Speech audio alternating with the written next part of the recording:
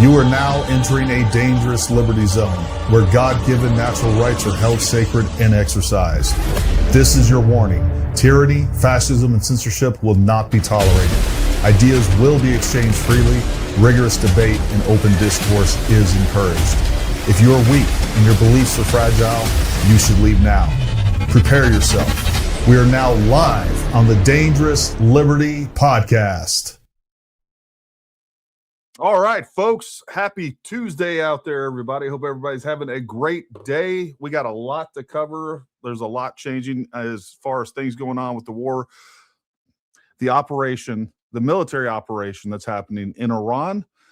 Words matter, and I think it's important that we frame it as such because and some of the things we're going to be covering today address that specifically. I want to say hi to everybody over in the chat. I see Ben jamming over there, Kayla McDonald, Janice 6474, I rule 2530, Christy LWV, Cindy Shepard, Kayla McDonald, Ghostbird 1, Moon Phasing and Gazing, a whole bunch of other folks. If I missed you, I apologize. Texas Motherbird, always good to see you. And Nikki 5690, and many more. If you haven't said hi yet in the chat, make sure you do so. Make sure you guys like, make sure you guys subscribe. And if you want to support the channel, down in the description below is a link. You can become a member. It really does help us out. And I am trying to make this a more regular thing. Whether it's 5 o'clock every night, 8 o'clock, I'd rather do it at 8 o'clock every night. I think we get more viewers. But when we are covering the Candy stuff, and we're going to cover her lives, I do like to do it pretty much when she goes live. Looks like she's going to be going live at 5:45 according to the countdown on her channel. It's crazy to me because I get more comments, more emails, and more requests and more affirmations that you guys like it when I cover this. And I think it's because you guys hate me. No, all joking aside, look, I understand. And it's important that we are covering every time that she goes live. It's just so painful. And I appreciate you guys making it bearable. And hopefully I'm making it bearable for you guys because we can go through and debunk her in real time. And it's important. It's important for a lot of different reasons. And especially with today's, I pulled up a video hours ago before I even knew what the title of her podcast today was going to be. That I was planning on showing you guys, and it is extremely relevant, and I think it's a real good way to preface watching that portion. One thing I did want to cover a little bit of housekeeping. Yesterday, and this is really for the mods out there, and just so that we're all on the same page, and again, I want to thank all our mods that make this all happen and all the hard work, and you guys are doing God's work over there in the comment section, keeping it civil and regulating that. And for you guys, most of the time, I'm not looking at the chat. If I'm looking at the chat, I get distracted. Most of the time, I'm just looking at the super chats, which, by the way, we will continue to prioritize super chats, and I appreciate you guys' support that do that. We will try to get to as many live comments as possible as well. Look, when we have a guest on, I think, when it comes to social media, the more that we treat one another like we're in the room together, I think the more civil and the more, I don't know, it's just the adult thing to do. And when we have a guest on, even if somebody disagrees with them or wants to call them out or whatever else, let me tell you the proper way to handle that. The proper way to handle that is to shoot me an email afterwards. And if you're concerned about what they're saying or anything else, look, we're going to have multiple guests on. I don't have time to go through every line of what they're saying. Some of the stuff, like, one of the more controversial ones that we had Ashton Forbes on. And look, there's no way that I can figure out if what he's saying is true, if I can 100% verify some of the footage that he shared. I know that there are people out there that have allegedly debunked, and he has went through most of those videos where he was debunked and debunked those. I don't know if it's true. What I can tell you is I'm going to have some other people on that will give an opposing opinion. I think that's the right way to handle some of these things. To attack one of our guests is, number one, it disrespects everybody else in the chat. It disrespects the guests themselves. This is your channel. You're disrespecting your guest. And on top of that, you're disrespecting me. And it's just like, we don't have time to verify what you're saying right there in the chat. It's just disruptive. It's just not productive. So if you have a problem with somebody, what we're covering, send me an email. We'll talk about it. The other thing I'll say is don't send me 47 emails in the middle of the night and be upset that I'm not responding to you at 2 a.m. It's not going to happen. Guess what I did after this is I went to bed. Actually, I went up and spent some time with the family. Me and my wife watched the show, and then we went to bed. So just be aware of that. And you guys police it up over in the comment section too. What I can tell you, there was a lot of things said about Dana yesterday and the information. She has since sent me a bunch of information that seems to verify what she's saying. And that is she released that information first on her Patreon. That Patreon information was hijacked and taken over to 4chan, dumped on 4chan, and then people, took that and ran with it. What's going on? Yeah. Are you live? Yeah, I'm live. Oh. I think I'm just talking down here by myself. It just lets you know my wife thinks I'm crazy. So a lot of stuff going on there. So the point here is that if we have disagreements, send them to me. All right. I will take a look at them. And I will also say it would benefit you if you're respectful on those correspondence as well. I'm much more likely to be receptive to those things. And again, it's just a matter of if we were in a big conference room and I was holding some sort of conference and I had somebody up, you wouldn't get up in the middle of it, start screaming like this person's a liar. They stole this information. Like that's just not a civil way to go about doing things. So let's make sure that we do that.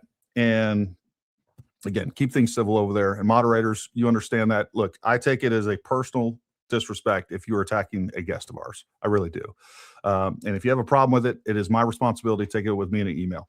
All right. So one of the things that I continue to see with everything that's going on in Iran is, man, every time that these people, these doomers, black pillars, the woke Reich, whatever you want to call them, they get an opportunity to attempt to hijack Charlie's corpse and use him and the things that he said to push their own narratives.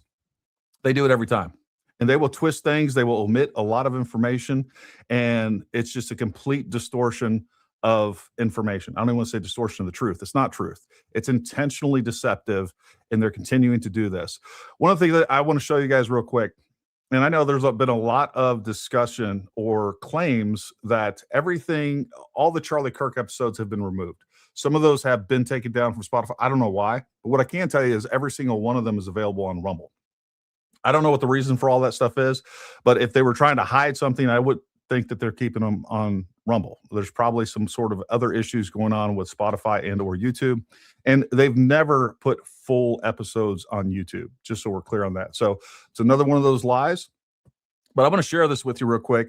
So just so that you all know, this episode of the Charlie Kirk show was June 21st, the very day after, really the day of, that Iran was bombed last time when we bombed their nuclear capabilities. And I want to play some portions of this real quick so that we get the record straight on where Charlie stood on all of this, because it is much more than what people are doing. They're taking the tweets, they're taking a 10-second piece of video, and they're using that to, bolster their argument and saying, and then on top of that, not only are they using Charlie and twisting his words around to say, that MAGA's bad, Trump's bad, but on top of that, they're also using that as an additional evidence, if you will, that, he was killed by, I don't know at this point, Erika Kirk, the Trump administration, Israel, and everybody else. So truth matters and nuance matters because, again, this entire podcast is about that, and it's 2 hours and 38 minutes long. We're not going to watch that. We're only going to watch a couple minutes, but I want to hit some key points on here. A lot of motorboats. They have guys who can, frankly, do suicide attacks on our ships. So if they decide to go very aggressive, you might see something where... And sleeper, I know that you might roll your eyes. Some people roll their eyes at sleeper cells, but let's just put it this way.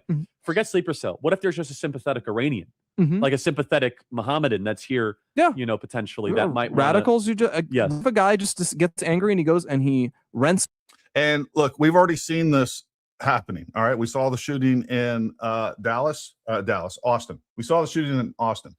Folks, you need to be extremely aware of your surroundings right now. And if you're not carrying a gun or you're not comfortable carrying a gun, I suggest that you fix those issues. I do think that we've had millions and millions of people cross our borders during the Biden administration. Without a doubt, there are sleeper cells out there that you need to be paying attention to. And you could be the difference between not only saving your own life, your family's life, but, Americans all around you. We need more people out there that are trained and armed and ready to defend themselves and the homeland. That's what the Second Amendment was for.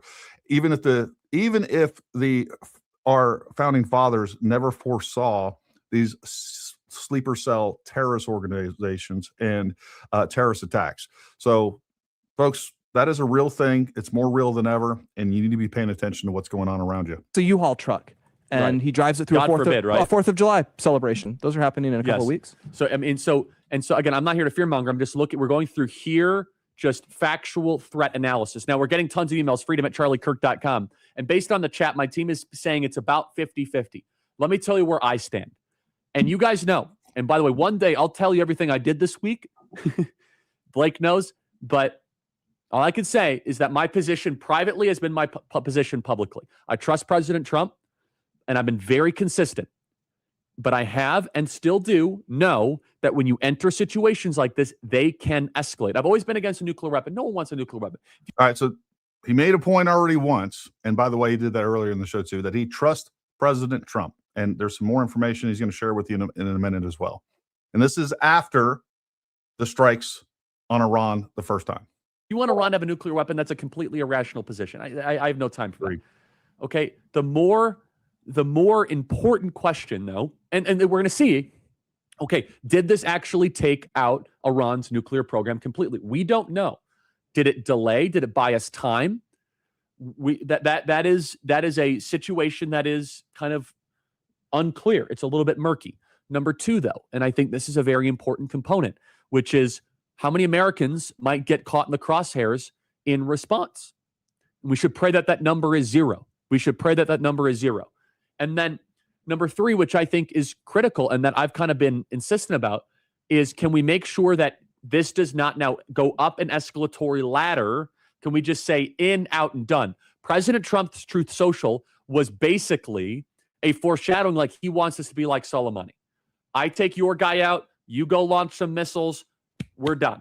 Now, here's where it might get very hairy, and this is where, for those of you at home, should pray, and we should keep a close eye on this. By the way, this all might happen right now. There might be Iranian response tonight. We got President Trump speaking in 15 minutes. What's crazy to me, as I was watching different parts of this could be Charlie Kirk right after we're now on day 4 after this operation started. But we could have watched this exact same podcast as if he was here today. And some of the things and the points that he makes. President Trump said if you even lay a finger on a U.S. service member, they're going to have problems. If they take out a U.S. service member and then President Trump responds with more bombs, that could end up being a lot of things in the last week. Will be something with private the program. What is lost 80% of his base? This is a betrayal. Joyce. When we drop bombs, it should be when we drop bombs, it should be done with heaviness. It should be done with humility. I'm not saying we never should. I'm not a dove. I'm not an isolationist. No one watching this program, I think, has that opinion. But when you do it, you should not get a thrill up your leg like Chris Matthews when you're listening to Barack Obama.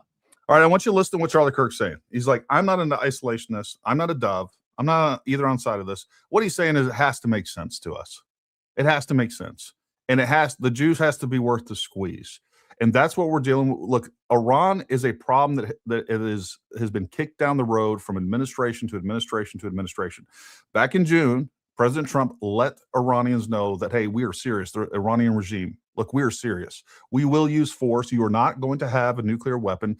And then recently we went into diplomatic talks with them and let them know that we're serious. We gave them 10 days and they just played around. They think that they can play games because they're used to playing games with the Obama administration and with the Biden administration. Donald Trump is not that guy. He means what he says. And I do agree that we cannot allow the Iranians to have not only nuclear weapons, but especially any sort of missiles or nuclear and ballistic missiles. They're just too big of a threat. They've promised to kill America. They promised to kill and destroy Israel. We have to take them at their word, and we have to take this threat very seriously. They do not get to exist in this world if those are their goals, period. It's just not going to happen. And that is a prevention. Could you imagine? We talk about escalation and whatever else. If Iran launches a nuclear weapon on Israel, and we go into World War III, that is almost a guaranteed. And or they sneak a nuclear weapon into the United States and they kill hundreds of thousands of Americans. It's a problem. And we can't, that is a risk that we can't take. And I know we've lost, I think the number right now is 6 service members. I'm praying for their families. Something disgusting I saw today was Megyn Kelly saying that those service members didn't lose their lives for America. They lost their lives for Iran or Israel. And I can't think of a more disgusting statement that I've ever heard, especially someone that's supposedly on the right say. I would expect that coming from MSNBC or something like that. But for Megyn Kelly, man, I'm so done with her. I'm so done with Tucker Carlson. Like, they've lost their minds. I don't know where they're at, but they are so fixated on hating Israel that nothing else matters. Nothing else matters. And they're willing to say and do whatever they can to convince you, the American people, that you should hate Israel as much as they do. And that ideology is more important than what is good for America. It should not give you some sort of, some sort of deep excitement. Let me put it that way. Andrew, before I throw it to you here, what is the chatter like online, especially amongst some of the MAGA online folks, like the MAGA youth folks? Where is the sentiment? Where is the chatter, Andrew? Yeah, I mean, there's some doomerism, Charlie, saying Trump's lost 80% of his base. This hit me like a ton of bricks. This stood out so hard and so fast because that's exactly what they're saying now. That is the exact phrase that I see people like Ryan Mata and so many other people out there, Nick Fuentes and everybody else, all the black pillars, all the doomers, all the ones that are telling you to stay home and don't vote for Republicans come midterm. Excuse me. They're the ones saying this exact same thing. He's lost the base 80%. I've seen that number thrown around multiple times. They're just recycling the same old garbage. It's not true. And then no matter what you think we have going on with Trump, there is no way that you can convince me that we're better off with the Democrats. This is a betrayal. This is always how it's going to go. I completely disagree with that sentiment. I think there's a lot of people that are very online. I think I totally agree. I think the doomerism and I would also say X has become kind of a bot-riddled place right now. Musk is aware of it, and there's a lot of reports that are suggesting that the bots are trying to sow division in MAGA.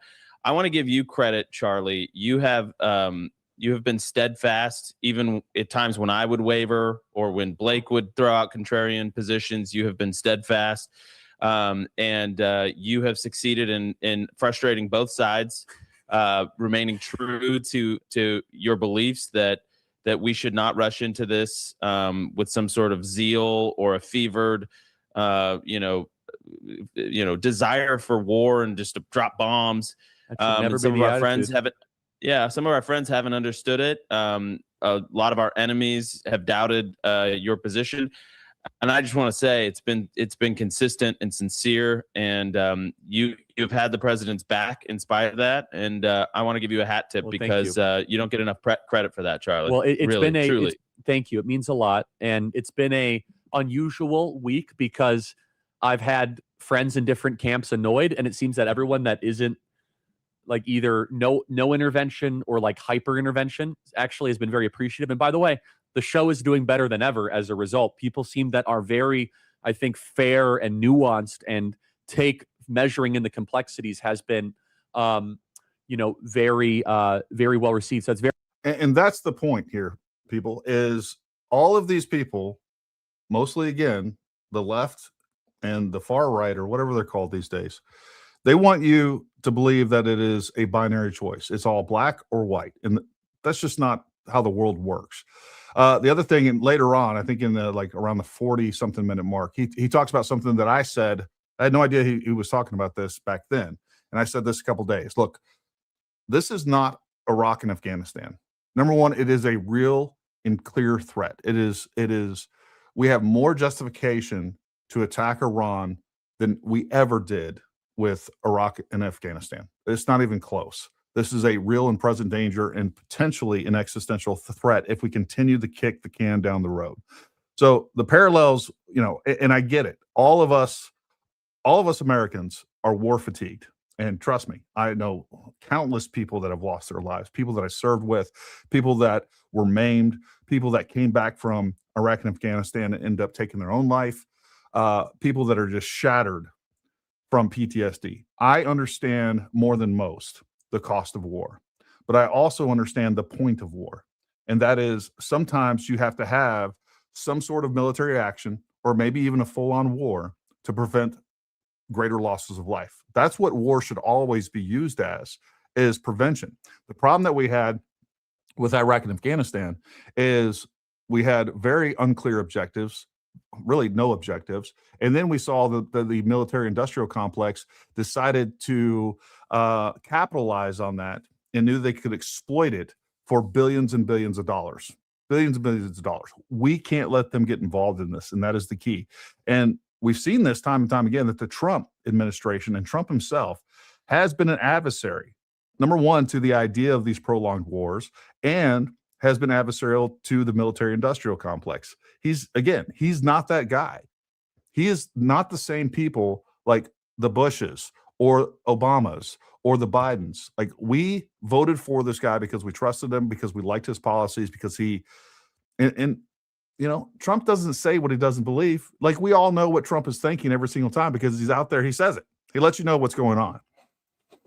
So that's a really important part. And he reemphasizes what he said earlier. And I want to get to that real quick. Right here at the 37, go to 3726. In Brooklyn, and you know, everyone I know hates Trump. Trump has a 0% approval rating. There's no people who like Trump. Yeah, okay, go to rural Ohio, go to the Dakotas, go to Montana. Iran has its equivalent of all those places. So I'd say the emails are about 50-50 right now, support and oppose. Now, if you email me, freedom@charliekirk.com, I want to hear from you. Please include your age. Please include your age. I'm curious what if the age has any determining factor of whether you support or oppose this. And you might say, Charlie, do you support or oppose this? I support President Trump. That's my answer. I know the man. He's the commander-in-chief. He's the man for the hour, and he's had the weight of the world on his shoulders. So in a situation like this, I support my friend, and he's had my back, and I have his.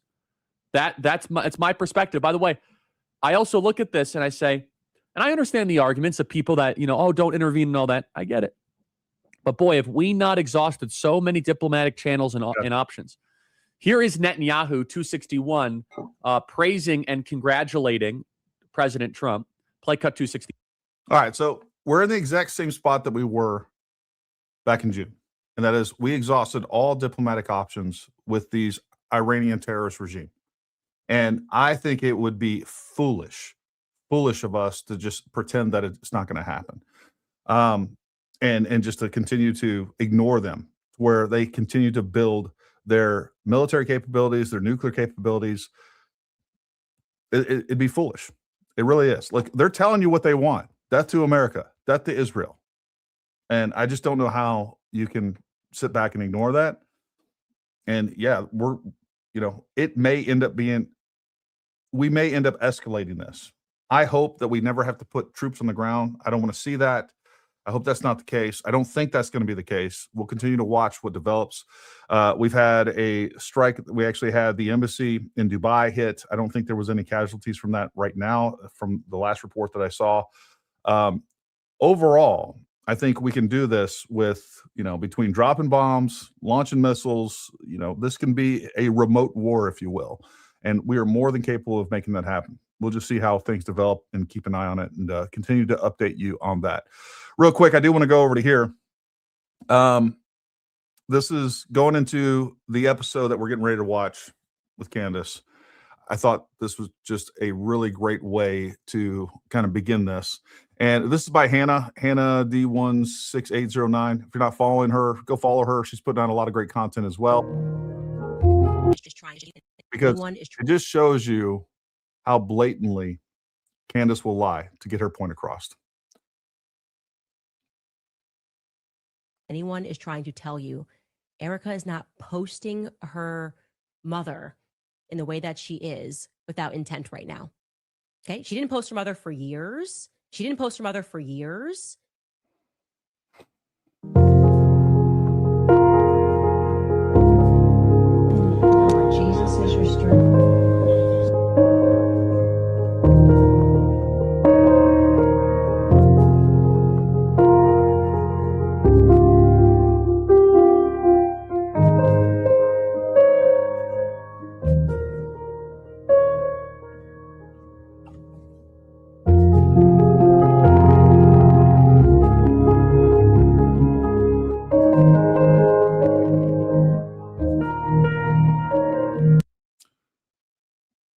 I want us to take a moment and just kind of grasp what we're watching.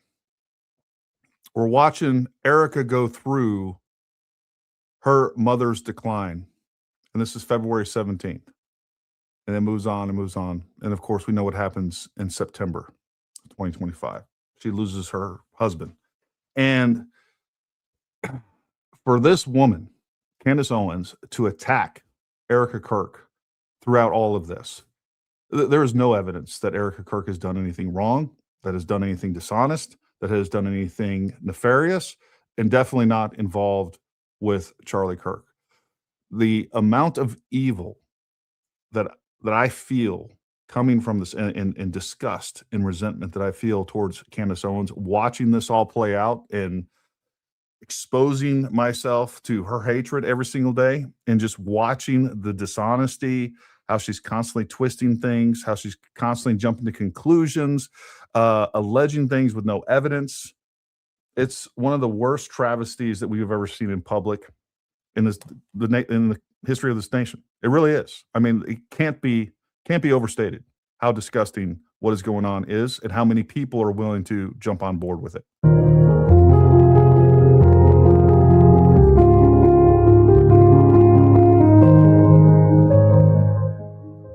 Anyone is trying to tell you Erika is not posting her. And then I thought I'd play this one real quick as well.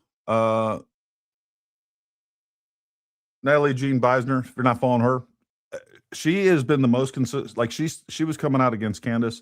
I look back like September 15th. By then, she was on to what Candace was doing. She's been solid. She's lost a lot of followers. She has been courageous throughout all of this. She's been consistent. And I love what she's doing.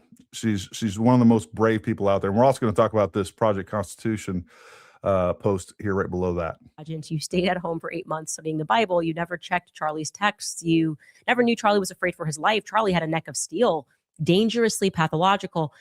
Yeah, she's pathological. I would say that. I can't, there's no other explanation. I mean, unless she's telling the truth and Charlie didn't tell her.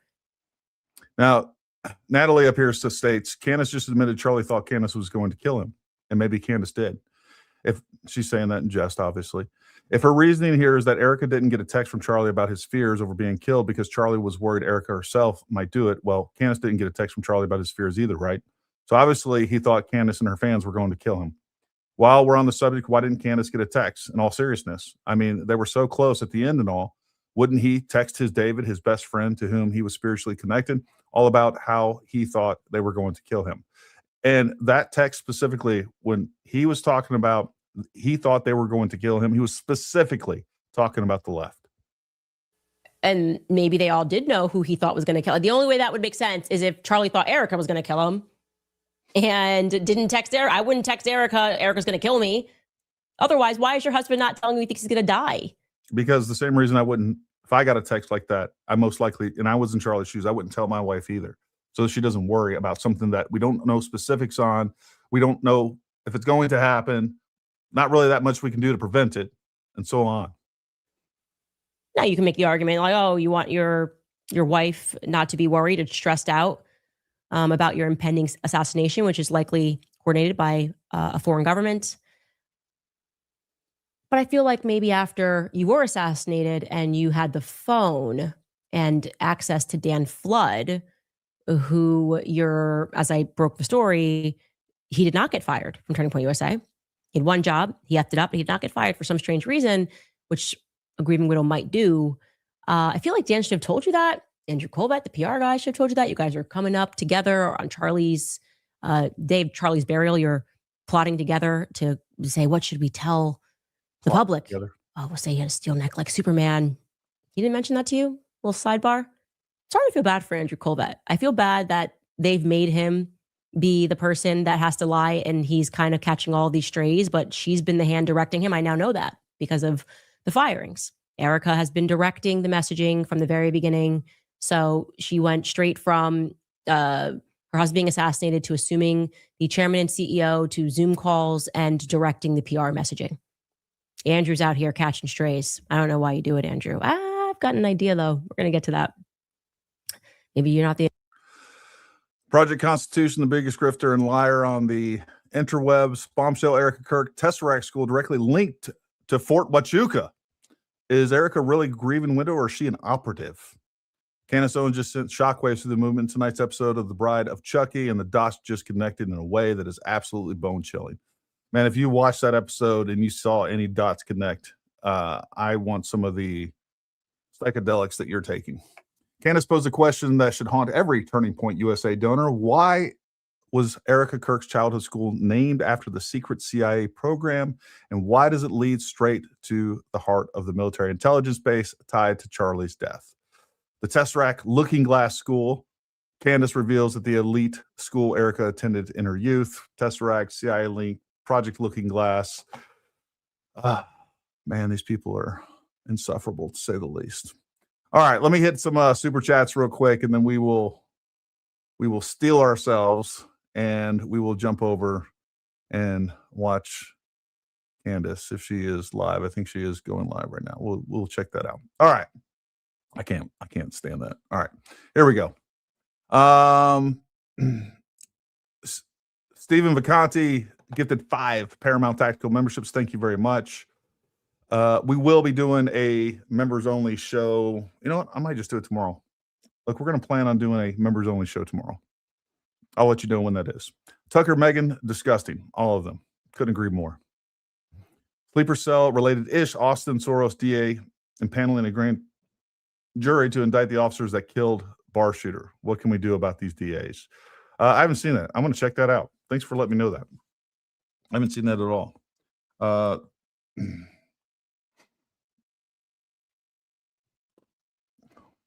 going to follow up on that one. That's a doozy. Charlie prioritized party and unity above all else, understood public alignment with Trump was critical to this. Private criticism, maybe, but never public dissent. Countless posts, videos support this. Yeah, and if you're twisting it in any other way, never once was Charlie going to come out and tell you not to go vote. I mean, anybody that says that, don't go vote. Like they're not even on the same planet as Charlie Kirk, much less aligned with Charlie Kirk philosophically. Good to see doing this with your day job. Watching that beautiful video of Erika and her mother makes me so angry at Candace. She is evil. Thank you to who posted this. Truth matters. I agree. I mean, it just makes me so mad. You know what? And it makes me so mad that it doesn't make other people mad. Like when you're watching Candace and she's going on about these things and just lying. I mean, just lies and attacking Erika. And she doesn't care if she's wrong about any of it. She doesn't care about being wrong about any of it. She just doesn't care. I have suffered from Lyme disease for 20 years. Candace Owens' disdain for human life and suffering is demonic. Clearly, Janet, you got the talking points memo in the email saying that she's demonic, or maybe everyone can just look at it and say, you know what, that's demonic.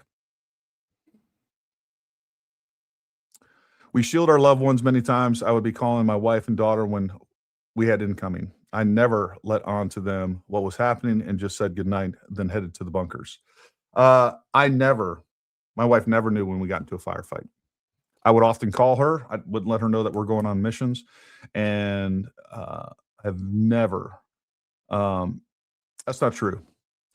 One time I talked about I had gotten back, had a really rough day, ate an IED, a bunch of things happened, and I'd been up for 36 plus hours, and I did talk a little bit about the mission. She was like, you know what? And the reason that stands out to me, she was like, this is the first time you've ever told me about anything that you did, for all of those reasons that Storm Pooper is talking about. Doesn't need to know. Doesn't need to know. Doesn't need to know that I'm going out, so she has to worry. Doesn't need to know what happened. And, I just, in a moment when I was tired, I overshared with her. All right, let's get to The Bride of Chucky, Charlie, part 5, which we all know that's a play on that whole thing. Let's see where this begins.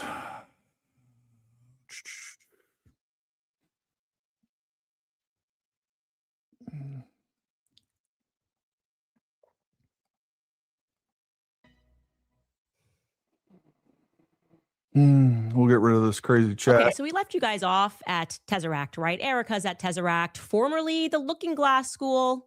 I cannot get enough of that. What goes on in I want you guys to see this right here. Erika MIA in 2008 for 8 months. Could she have been pregnant?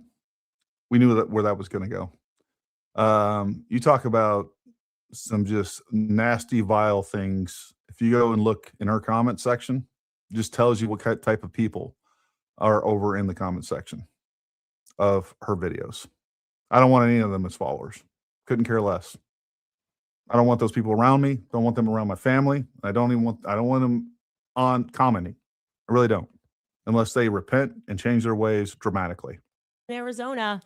Now, at the time, of course, this was a brand new concept. Tesseract charter schools, private companies coming in to run schools better. It's going to be funded with obviously government budgets, but they are going to do it better and produce better results. Tesseract, we have learned, is backed financially by the Bush family, the Walton family, a model that's been designed by psychologists alongside Dr. Franz Feinstein. I mean, what could possibly go wrong? Or maybe a better question is, what could possibly go right with this cast of characters? Now, I had alluded to you that Dr. Jerry conducts a lot of research. They had to give her own research center, gender clinic, gender center for Beehive, by the way, under the guise of exploring issues related to feminism and gender studies. Jerry Franzway travels. She travels abroad a lot. In particular, she travels to Eastern Europe. She did this with a team to research gender issues in 1990. Take a look at this. Wow. According to Franzway, the final big project of the semester, this is at Radford, will be taking a group of students to Eastern Europe. We will research the expectations of men and women as work life and day-to-day life change after the wall came down. Really? Imagine your kid goes to this school and the teacher's going, we're gonna go in 1990 to Eastern Europe after the wall came down, the fall of the Berlin Wall. You're just gonna jump right in there. Do you understand what happened after that? Chaos. That's what happened. Chaos and carnage. Again, why would you take students there to research? This is really important to note, and this is one of the things where she's constantly doing this. We know she keeps referencing Through the Looking Glass as definitively a CIA project, which, by the way, even amongst the CIA conspiracy folks, and I include myself in that, there is very little documentation or anything that looks legitimate as far as Project Looking Glass, but I digress. The other thing that she's not going to tell you, and she's not going to tell her lemmings of followers out there, is that Through the Looking Glass is a novel by Lewis Carroll. It's a kid's book. It's one of the most famous kids' book on the planet. And I don't care if you're going to make the assertion that this is named this way because it has some association with the CIA. Fine. But you have a moral duty, and just to be objective and be like, hey, also, by the way, like, it could be that they just named it after a kid's school named after one of the most famous children's books ever written. But she's not going to let you know that because she lies through omission nonstop. Gender issues. Do we think that gender issues are ranking high in the minds of those Eastern Europeans? Now, for clarity, as soon as the Berlin Wall fell, the intra-Eastern European wars began, right? The Yugoslav wars, bloody, brutal. That began same year, August of 1990, when Franzway is just going out there. Dr. Franzway is going out there. So I have to ask myself, what is she actually doing?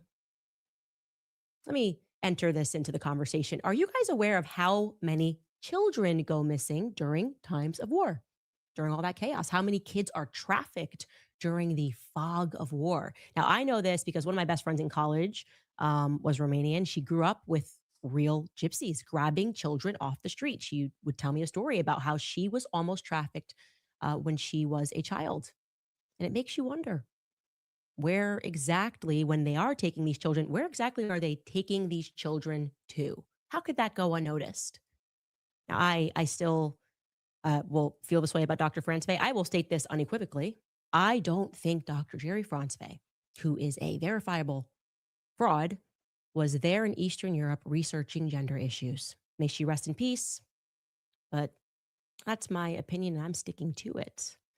Now, I should also mention that Tesseract had a principal. She would actually climb a ladder at Tesseract while Erika was a... Oh, sorry, guys. My bad. Hold on. I apologize. There you go. Student who had very strong military ties. Didn't A miss woman anything, named I promise Nancy Gerard. Nancy Gerard Hall, she will become. Nancy was a military brat. Her father was Colonel Paul Tracy Gerard, who was a member of the Scottish Rite. A lot of that going on, a lot of Freemasonry going on at Fort Leavenworth, Kansas, out in Kansas. He was a part of the Blue Lodge, Blue Masonic Lodge in Galesburg, Illinois, as well. He was also the chief military law enforcement officer at the 7th Army in Europe. That's in Germany, Stuttgart, Germany, in the 1950s. Good card. Look, maybe he knows where Jean-Michel Trogneau went. Maybe they crossed paths. I don't know. The point is, it's not the only military tie. Nancy's brother, Paul Tracy Gerard Jr., would follow in his father's footsteps. He was a major in the military in 1977, and I'm sure he continued climbing the ranks after that because he was also a member of a military honor society known as Scabbard and Blade. I don't know. But that's not it. Also, her first husband, Stephen Edward Sam. What I can tell you is that she can go back in time. She can find that somebody that's related to Erika Kirk was traveling, and she just out of the ether can pull out why she was or wasn't traveling over there. It's what she thinks. It's her opinion. It's fact. And again, all of her followers are going to say she proved that she was over there traveling. Franzwey was over there traveling for X, Y, and you know where we're going with this, right? We're going to say that it's child trafficking. That's where it's going. Example. He comes from a long line of military men himself. He was a second lieutenant in the Air Force when they married. So that's Nancy. She's in charge of the curriculum and much more over at Tesseract. Now, I think it's fair to wonder, to speculate, whether or not she approached that job with military precision. Anyway, let's jump back into our Erika Kirk timeline so we can look at all of this cleanly. Okay, let's start 1988. We know Erika is born on either November 20th or November 22nd, depending on who's telling the story. Who's the clerk? We don't know. 1990, Dr. Jerry Franzwey. And I want to mention this about Dr. Jerry Franzwey. I don't know if she is still married to Kent because we can't find marriage records between Lori and Kent, but we also could not locate divorce records between Dr. Jerry Franzwey and Kent. So I'm just going to put that out there. But what we do know is 1990, she's going to start conducting research in Eastern Europe. 1991, we've already shown you this. Erika will attend a private daycare. That's at the Walnut Corner in Cincinnati, Ohio, which is in a corporate business building that's owned by Child Care Visions. We have that photo for you, which was taken Halloween 1991. Erika is on the brink of her 3rd birthday. In 1994, Erika is attending St. Ursula. Oh, no, sir. We are on episode 5. There we go. We're on episode 5.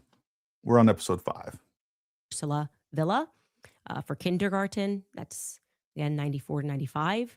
In 1995, Erika is attending the Tesseract School down in Paradise Valley. That's going to be from her 1995 to 1996 school year. And her parents, Kent and Lori, allegedly get married that year in Marblehead, Massachusetts, although we cannot find a single shred of documentation that verifies that. Does it mean it doesn't exist? It just means that we haven't come across it, and neither have any of our sleuths. And our sleuths are usually pretty good at that. 96, she is still at the Tesseract School. 98, she is also at the Tesseract School. That's the 98 to 99 school year. Erika is in the 3rd grade. And this, even if you're guilty of something, let's say you're guilty. Let's say you're involved in the Charlie Kirk murder, and we know it. Like, why are you pulling out Why would I be digging into your third grade photos? I mean, this just feels so slimy, so nasty. Even more so when it's against Erika Kirk, who is the widow of Charlie Kirk. But even if this, like, my God, if she had dug this far into Tyler Robinson, like, I would be watching. But she doesn't. We don't know anything about Tyler Robinson. And she could be using her sleuths and everybody else, finding more out about Tyler Robinson to where we could at least, confirm or deny what's going on with this guy. But she has no interest in any of that. This is going to get her the views. This is stirring up hate and spite and envy and everything else that she does against Erika Kirk, TPUSA. This is where it's at. This is when Lori and Kent will file for divorce in Cincinnati. We'll note that Kent is living already in Arizona, and Lori is listed as living in Cincinnati, at least if their divorce docs are to be believed. Now, we should discuss 1999, okay? Because I was sort of under the impression, I had indicated to you guys that Erika might have been enrolled at St. Ursula Villa back up in Ohio from 1999 to 2002. But we stand corrected on that. That's not accurate. People who attended during those years up in Ohio at St. Ursula Villa, they emailed us, they went through their yearbooks, and they said that she is not featured in those yearbooks. So we don't have Erika from 2000 until 2002. Now, it's possible that she went to a different nearby school in Scottsdale. So I'm going to put it out again, a little APB here. If you went to school with Erika Franzfey anywhere in the United States from the years 2000 to 2002, we would like to hear from you. Okay, we'd like to hear from you. Now, what we can confirm, and this is where it gets pretty interesting, is that around this time, you were... According to YouTube, right now it's 118,000. 118,000. That's how many people are watching her right now. Call American men and women are being shipped out to Afghanistan. Nobody really knows why. But Operation Enduring Freedom is going to begin. Don't ask me how or why. If Saudis allegedly drove planes into the World Trade Center, why are we immediately a couple of weeks later on October 7th, 2001, sending people to Afghanistan? It's very confusing. None of it makes any sense. Don't try to understand corruption. You'll get it's not that confusing. All right. Whether it's true or not, like there was evidence presented. We'll say that Osama bin Laden, who was the head of Al Qaeda, like does she not know what the predicate for going into Afghanistan was? I mean, very dizzying. But that's what happens. Operation Enduring Freedom begins. And we should note that Erika's mother, her company, E3 Tech, is going to be used for this operation. That's according to its current website.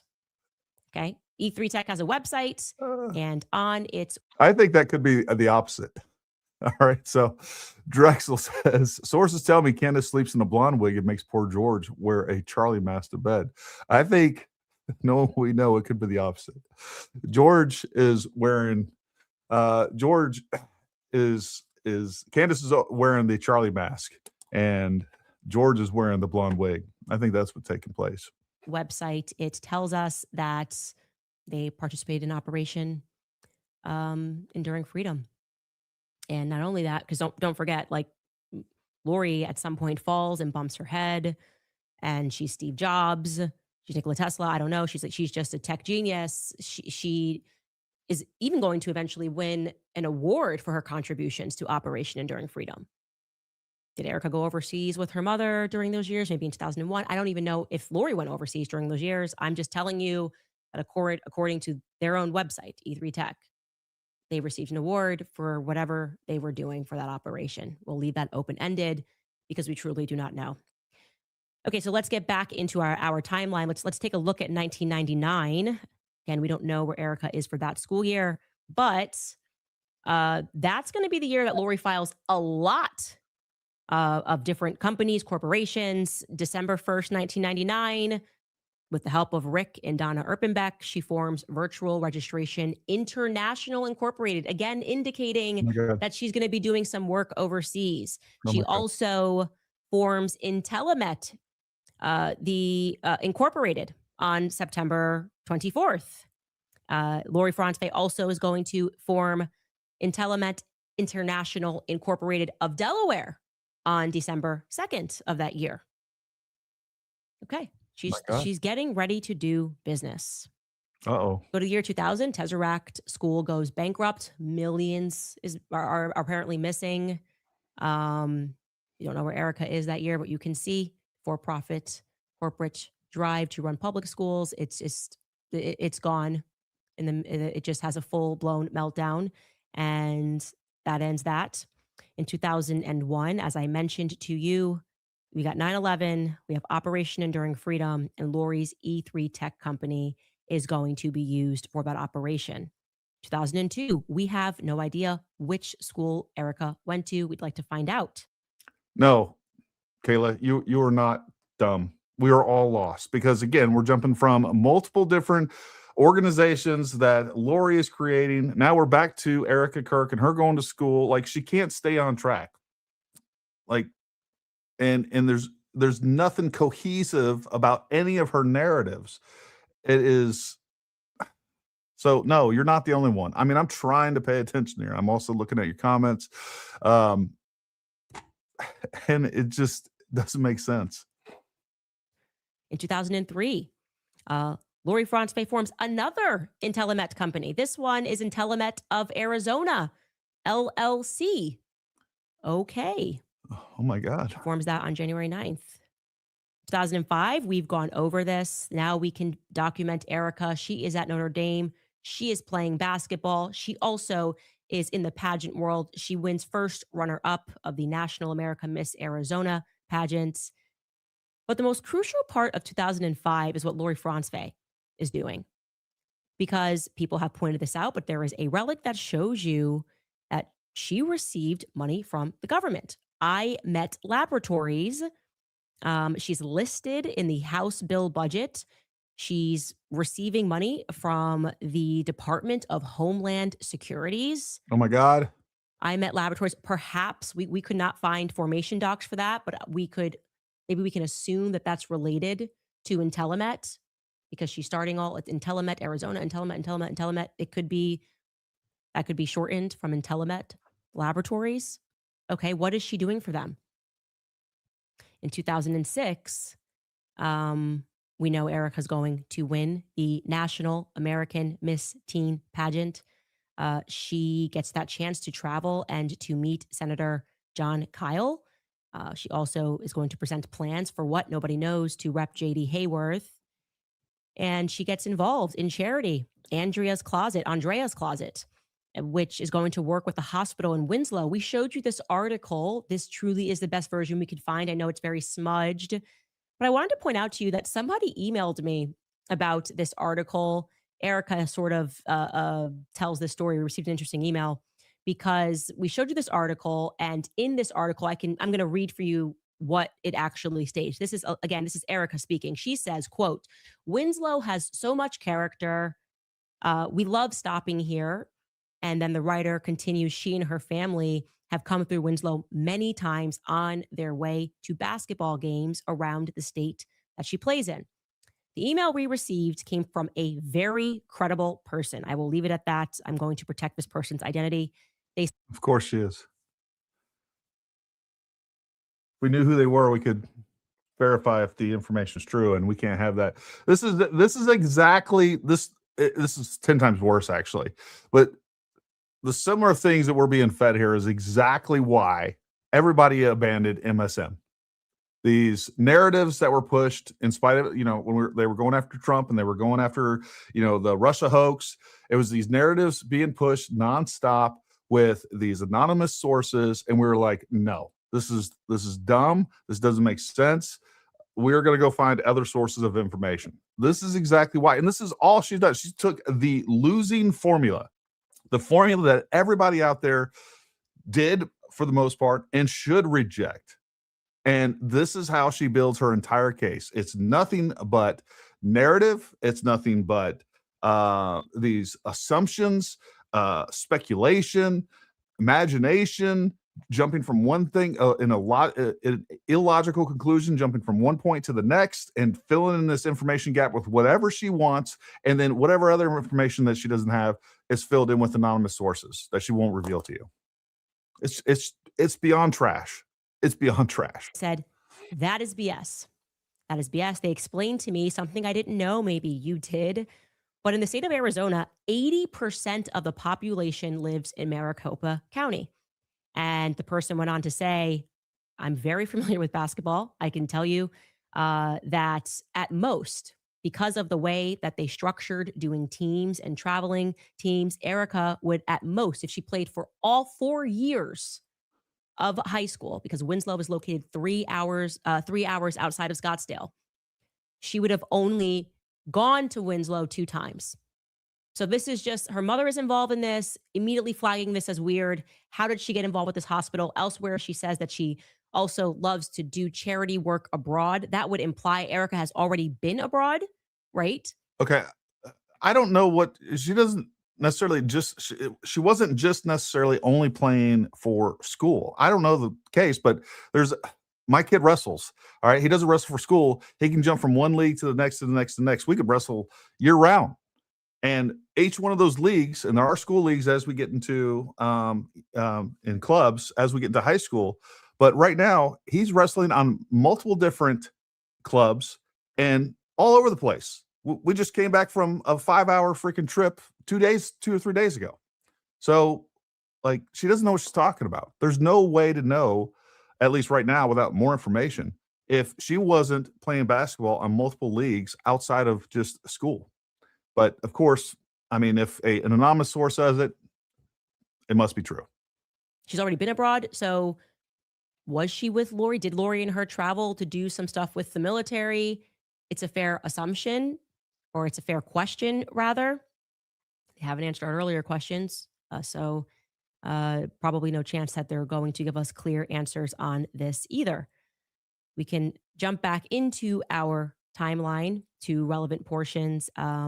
In 2007, we know she graduates from Notre Dame Prep. She is Miss America Teen. She begins playing basketball at Regis University. Lori's AZ Tech International Incorporated is going to be canceled for lack of a tax filing, but don't worry, she's going to bring it back soon. This is the only woman on the planet that has ever turned playing basketball and opening charities as some nefarious activity that leads to doing an assassination attempt. It's mind-blowing. Mind-blowing. Essentially now jump back into the timeline into 2008, because that's where we really left off. Erika's missing.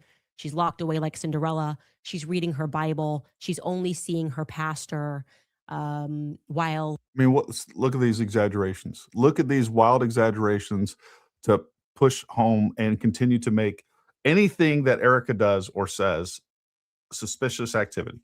Very basic things. We all know that we use exaggerations in our day. Like if she said, hey, look, all I've been doing is staying at home, reading the Bible. All I've been doing is playing basketball. Oh, she didn't eat that entire time? That's all. She's lying. We know she had to eat. We know she had to drink water. Did she take a shower? How is she going to sit there and say that she only did this one thing when we know she was eating as well? So therefore she's a liar. Like, this is the logic that this idiot uses constantly, and then her morons of followers just lap it up. Oh, this is so good. Yeah, she's right. We caught her in another lie. She said she was only doing that, and we know that she was actually taking showers, or we hope she was. Was she not taking a shower?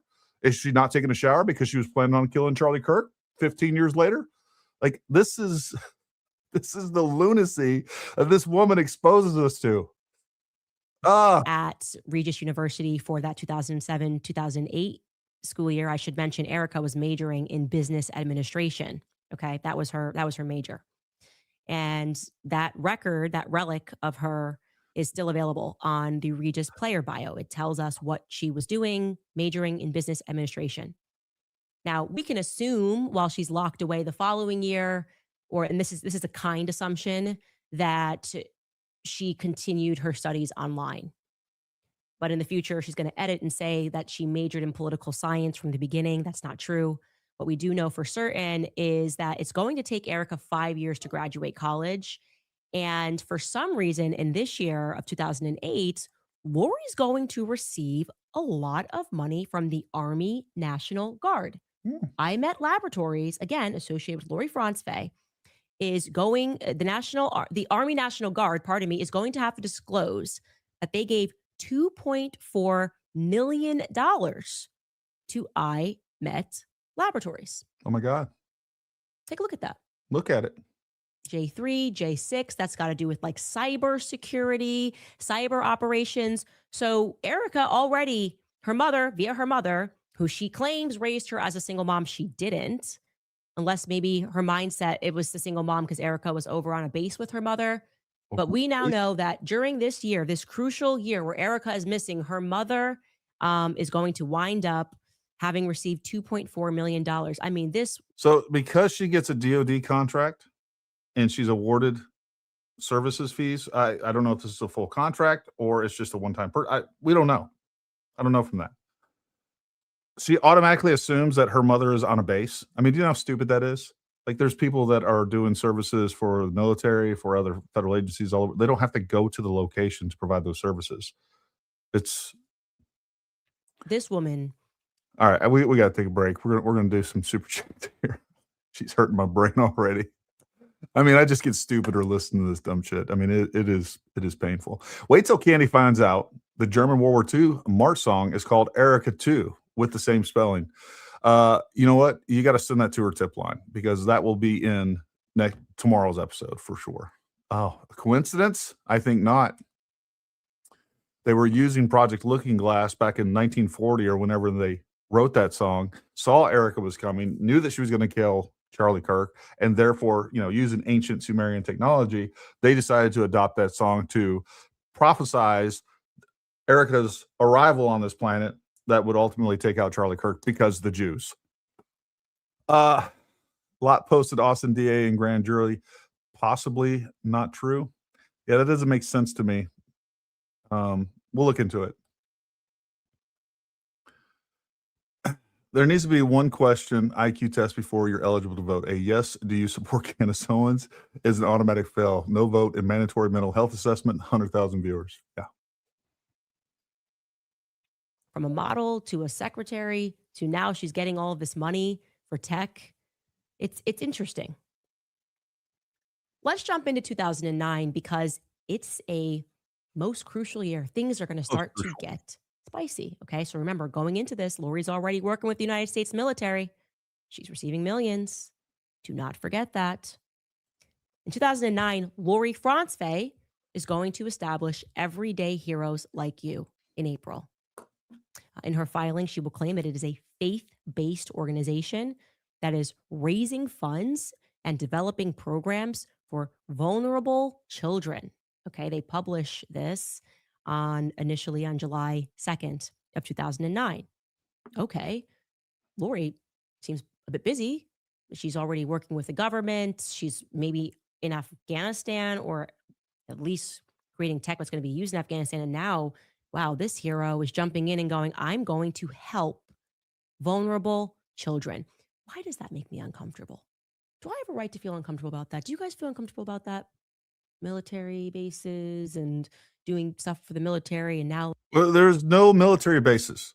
Nothing she's brought up is said a single thing about military bases other than her, because she found some contract award to Lori Franzfey for whatever services she was providing. She doesn't even know.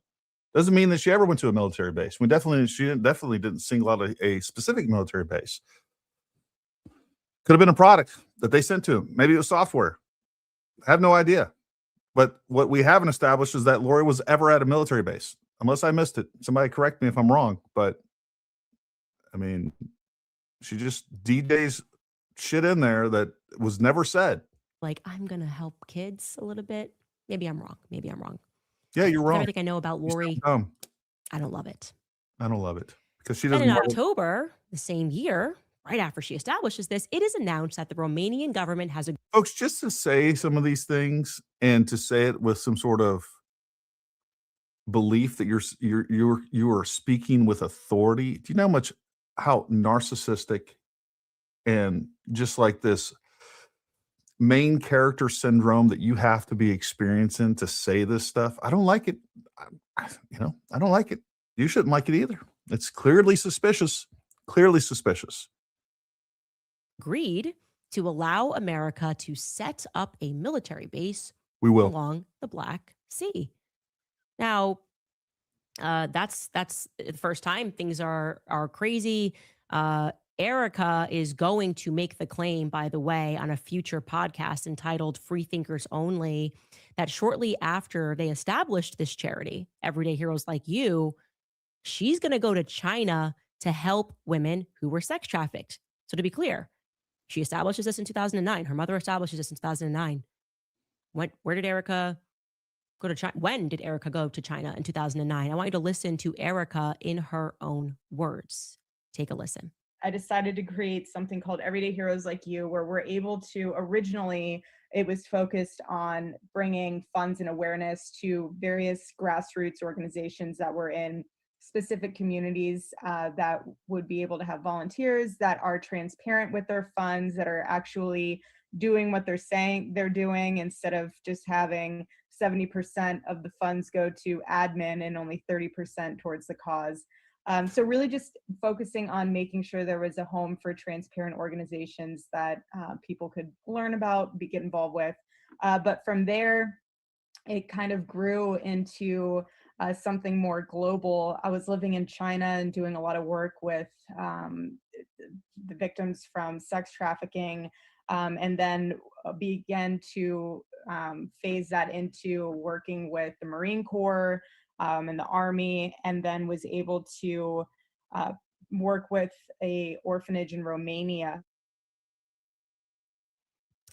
So she's clear there. Everyday Heroes comes first. She goes and she's working with sex trafficking victims in China. Then she gets this partnership with the Marines, and then she goes out and establishes the Romanian Angels Project. That's what she says then. Don't hold Erika to being consistent. You'll drive yourself crazy. But we're still in 2009. Who knows what's real with that? I wanted to play it. What we do know is that Erika shouldn't be in Colorado anymore, even by her own standards, which she says, I was there for my first 2 years of school. Well, in 2009, she should not be in Colorado anymore. And yet she is going to compete in November for Miss Colorado 2010. So you compete in the November before, so you wear the crown for the following year. So she competes in 2009 for Miss Colorado, and she places 4th runner-up. How did she qualify to compete is one of my questions.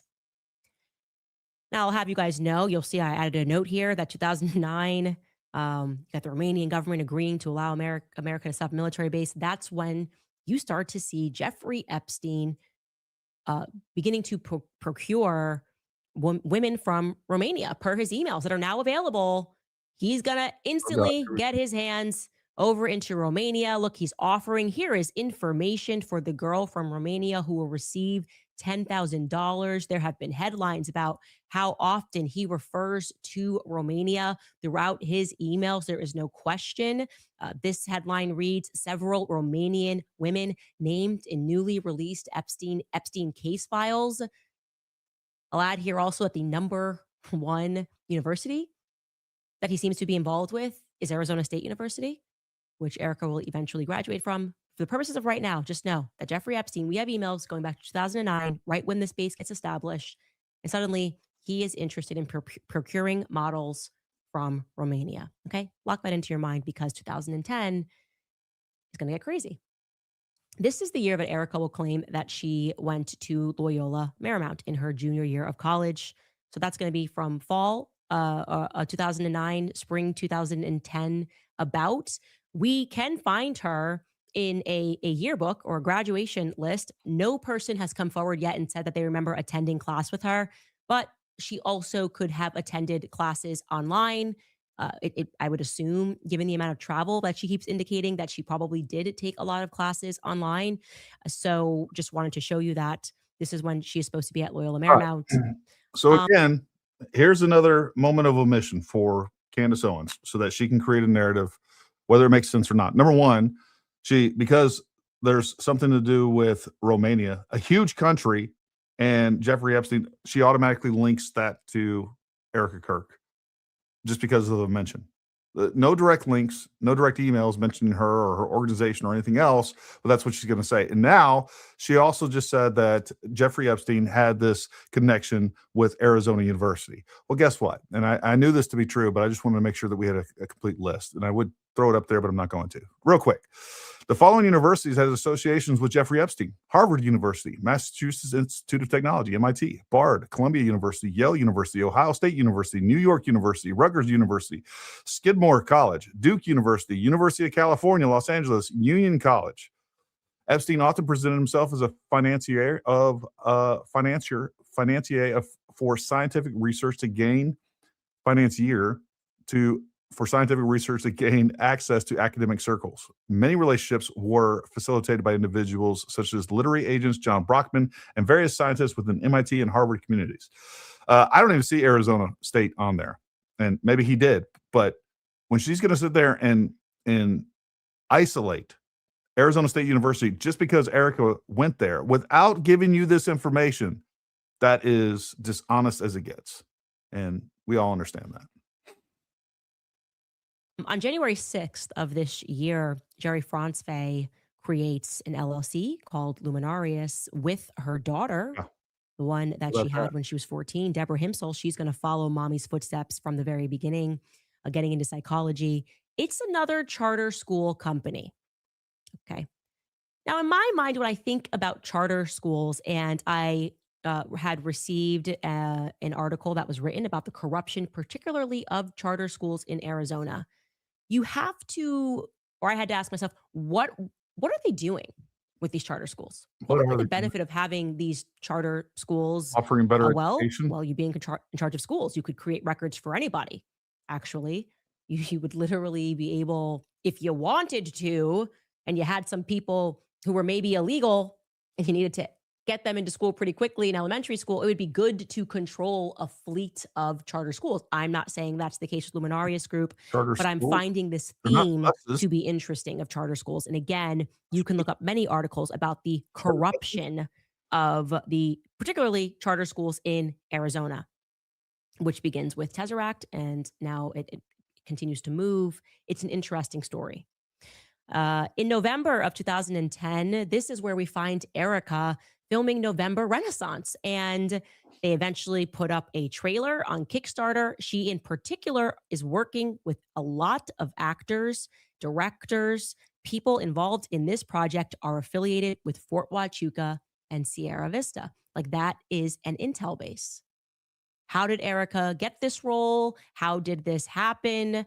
How is she doing this in addition to her studies? Maybe that's why she takes a year longer to graduate. I'm not sure, but I'm certainly interested in the fact that this movie, which never came out, was about corporate espionage, spies going into a corporate company, working on behalf of a global government. That is a little too on the nose for me. And again, by this time, Erika already has military connections via her mother. Where is her mother based, by the way? I'm going to assume if you're doing tech and you're creating tech for the DHS, you're not just doing this from like your basement. Is that a fair assumption? I don't know. No, you have offices. Like, we had tech support from the military all over the world. Sure, we'd have technicians come out and install things and do things and things like that. But I mean, this is so dumb. Oh. She doesn't know like basic things, and then she projects her stupidity and ignorance all over everybody else, and then comes to conclusions based on that stupidity and ignorance, and then wants you to believe them, even though they're completely delusional. Also know that in 2010, Erika forms an LLC with her then boyfriend, Tyler Sandford. It's called Table 4 LLC. Tyler Sandford will be featured down the line as the actor in her My Kind of Crazy music video that she's going to film in 2013. I should also mention that he is a catcher for the Los Angeles Angels. Like I've said too many times, Erika is always dating people that have some level of fame, as you will see. This is Someone sounds like they're jealous to me. Is the first person. But the end of 2007, or I should rather say this combination in 2010, pardon me, is crucial that I'm about to explain to you. Lori suddenly reinstates, remember, AZ Tech International Incorporated first gets into a little bit of trouble because they're not filing their tax returns, but then Lori moves to reinstate that in 2010. AZ Tech International is back on the table. Well, for the first time that year, the Black Sea Rotational Force 10 goes out to Romania, and they establish the Mihail Kogolnichono, I hope I'm saying that right, Kogolnichono, probably not, air base in Romania. You can see that here. Marines, sailors of the Black Sea Rotational Force 2010 officially kicked off their 3-month engagement in the Black Sea region in a ceremony at Romania's Mihail Kogolnichono airfield on May 17th. Now, what's incredibly interesting, and we're going to get more into that in tomorrow's episode, is in particular, a lot of those people are coming from Reno, Nevada, of all places. Coming from Reno, Nevada.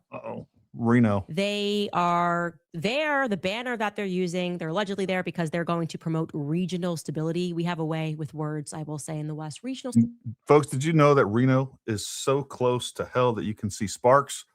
That's a fact. Coincidence? I think not. I think not. And they're coming from there. Possibly coming from straight from hell. Demons that are sex trafficking demons from Reno. Stability, spreading democracy. The reality is that Colonel Otto Buscher is going to be accused of running a brothel and a human trafficking ring from 2010, the very year that this was established, all the way through to 2015. Yes, Erika will come into contact with Colonel Otto Buscher. We're not going to focus on that today because the more important thing I'd like to introduce to you is Tyler Boyer. Tyler Boyer in 2000.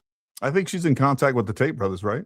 Aren't they accused of human trafficking, prostitution, amongst other things? 2010, just when this gets established, is going to make an appearance in Romania to work with the Romanian parliament. I'm sorry, what? He's going to stay approximately from May through to the end of the summer. This is the exact same time frame that the Black Sea Rotational Force 10 is going to be there. And here is the proof. Somebody had messaged me very early on. It was at the bottom of my inbox, and I was saying, I know that he went to Romania and was trying to figure out what he was doing. And they were like, oh, I actually talked to him about that. They were super friendly about it. I talked to him about that. And here's the conversation. Tyler writes, I went to Romania to do some work with a senator in the parliament there. And then he says, and he was friends, meaning the senator in Romania, was friends with this guy that owned a modeling agency. And took me to the beach. That's going to be in Constanta, just so you know, for 4 days and legit slept collectively like 10 hours. The person says, oh, I was at a lake and they were there. I don't know what this person's talking about. And then Tyler says, but yeah, these girls were crazy and I got completely Romanian sloshed and it got very interesting. Haha, this is the Tyler I know. Everybody knows this is who Tyler is.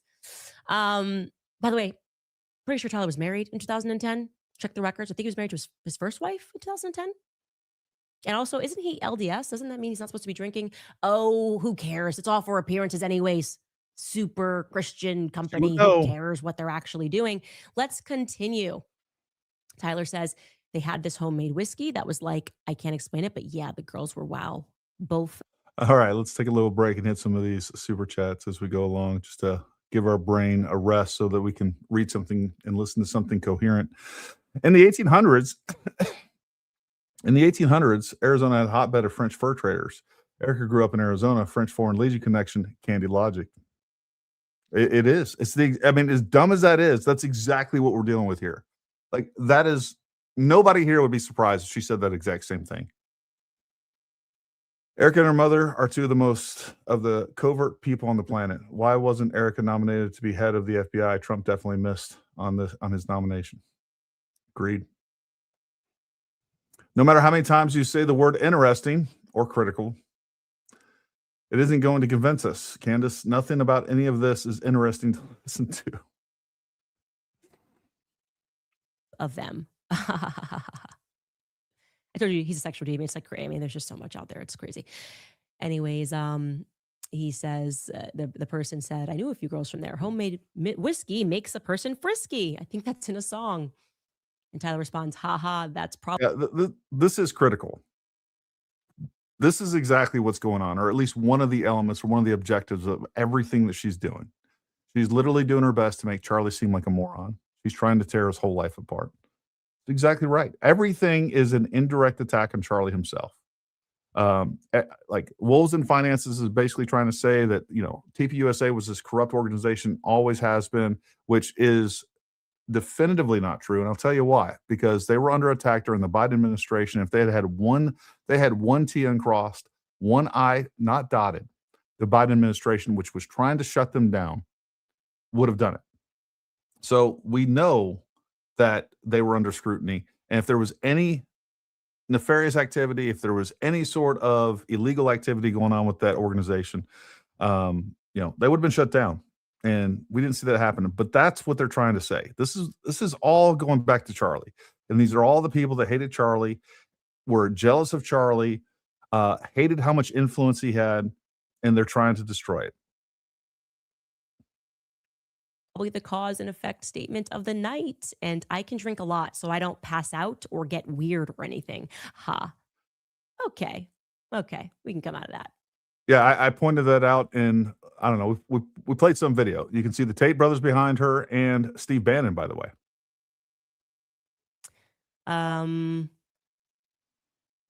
What was he doing? You don't know. Who was the person in Romanian parliament that he was there to see? And what was the name of the modeling agency? I am dying to know. Because it's going to get real interesting now, right? Erika just can't remember. Interesting. She can't remember how she knows him. She can't remember how she met him. All right. Here's the game. Every time that she says the word interesting, you got to take a sip of beer or a sip of a shot. You're going to die if you drink a whole beer every time she said interesting or a full shot. It must. She said to me, maybe it was through a senator. Specifically, that's what she said to me in person. She said it might have been through a senator. I think it could have been through a senator.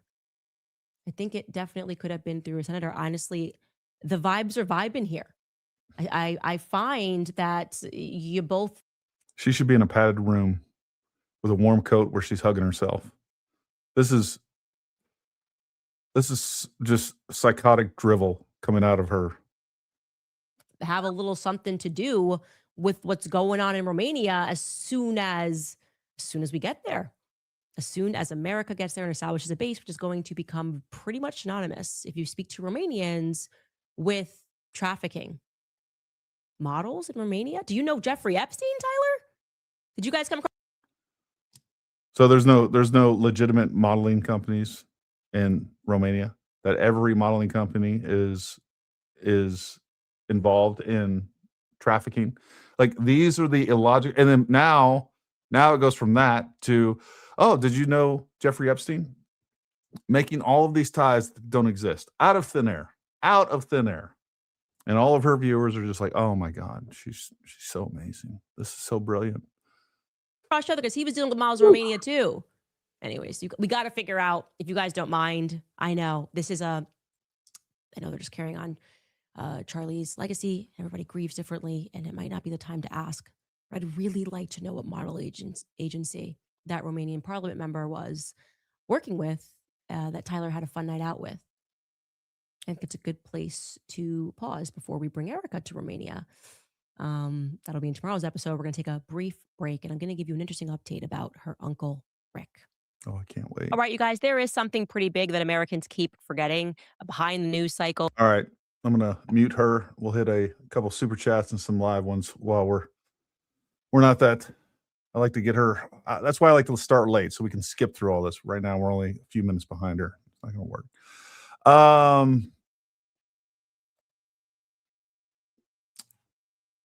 Ruben Rios, 3429. Should we look up what Candace was writing about in 2015? Drug addict, stealing people's boyfriends. Man, she is not Candace. She's not Catholic. Candace logic. Exactly. Because people change. That's not allowed to do that.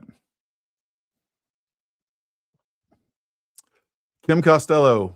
Paramount Tactical is great. I appreciate the work he's doing. However, it is painful to listen to Candace this much. I generally end up turning out because I don't want to hear her nonsense. And folks, I get it. I get it. I don't, and this is the worst thing that I've ever done. But again, maybe I'm being a little bit audience captured here. I get so many emails, so many comments. Thank you, Gary, for covering this stuff. Because I do think it's important to cover. And what I also will say is what I was doing in the past was like I'd sit down, put it on like 1.5 times speed and listen to everything she would say. And that was even worse. So this is the lesser of multiple evils when it comes to Candace and making sure that we are on top of what she's saying. And I know some of you guys like this, right? We want to hear what she's saying. We want to hear how dumb it is. This is almost like some, I don't know, weird sitcom that we're all sitting through. You guys make it bearable for me, and hopefully I'm making it bearable for you. But there's lots of things I would rather be covering for sure. I get it, Kim. I 100% get it. Our view counts have dropped with every episode in the series. That is correct. She said that Charlie didn't make a decision without her telling him what to do except when he proposed.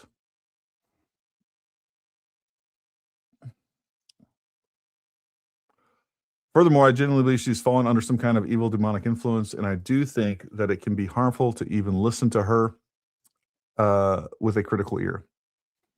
I don't know. I got Jesus on my side, and I mean that sincerely. Like, I'm not worried about her affecting me.